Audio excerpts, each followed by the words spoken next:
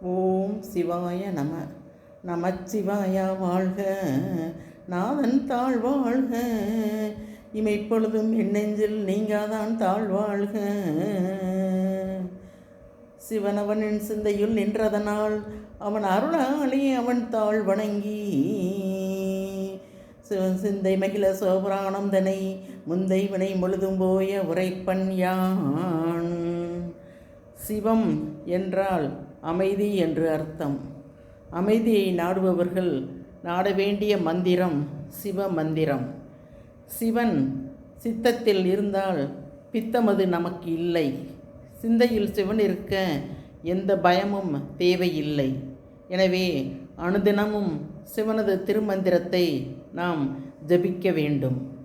சிவமந்திரம் ஒன்று, ஒரு நல்ல அருமையான சிவ மந்திரம் ஒன்று உள்ளது. அதை இப்பொழுது சொல்கிறேன்.